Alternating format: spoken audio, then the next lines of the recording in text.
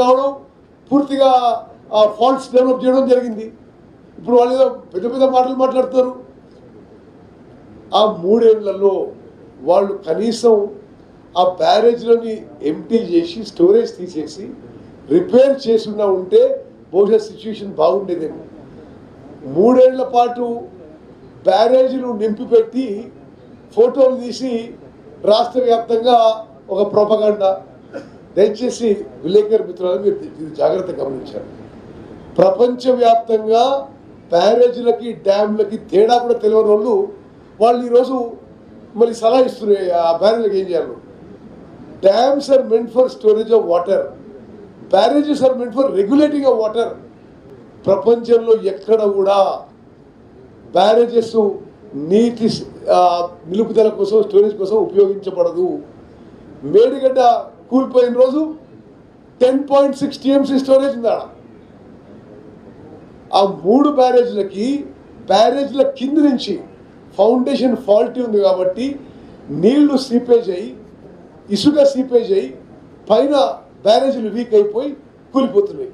మరి ఆ పరిస్థితుల్లో మేము భారతదేశంలో మరి ప్రపంచంలో ఎవరైతే బెస్ట్ ఎక్స్పర్ట్స్ ఉన్నారో వాళ్ళని తీసుకొచ్చి టెస్టులు చేయించి ఆ బ్యారేజీని రిపేర్ చేయదలుచుకున్నాము. ఈ కాళేశ్వరం ప్రాజెక్ట్ విషయంలో, ఈ బ్యారేజీల విషయంలో బీఆర్ఎస్ పార్టీ వాళ్ళు ఎన్ని అబద్ధాలు చెప్పినా, ఎన్ని అవాస్తవాలు చెప్పినా తెలంగాణ ప్రజలు, తెలంగాణ రైతులు నమ్మరు.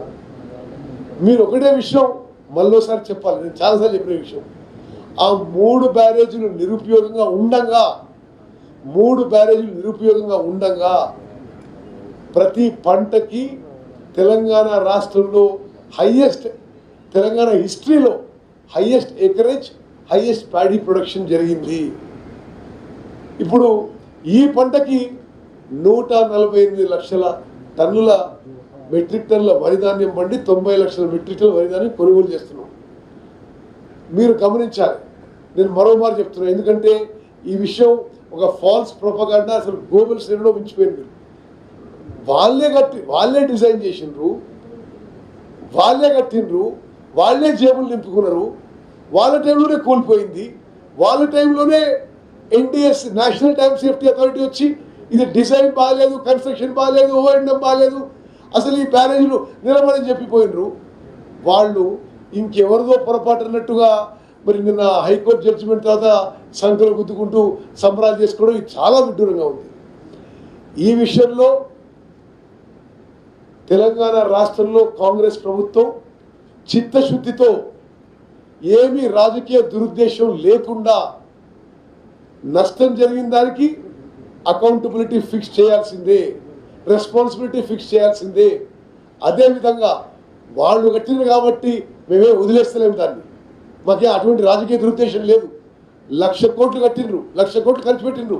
అది వాళ్ళ సొంత పైసలు కాదు కదా, అది మన అందరి పైసలు. కాబట్టి ఆ 3 బ్యారేజెస్లు రిపేర్ చేయడానికి మరి national dam safety authority, central water power and research station CWPRS Poona, national geophysical research institute, ఇటువంటి అనేక ప్రతిష్టాత్మక సంస్థలని టెస్టింగ్లో, ఇన్వెస్టిగేషన్లో ఇప్పుడు ఇన్వాల్వ్ చేసినాం. అదేవిధంగా ఆ బ్యారేజ్ రిపేర్ అండ్ రీహాబిలిటేషన్ కూడా సరియైన సమయంలో సరియైన విధంగా మరి టేకప్ చేస్తామని చెప్పి కూడా తెలంగాణ ప్రజానికానికి, రైతులకు కూడా మాటిస్తున్నాం.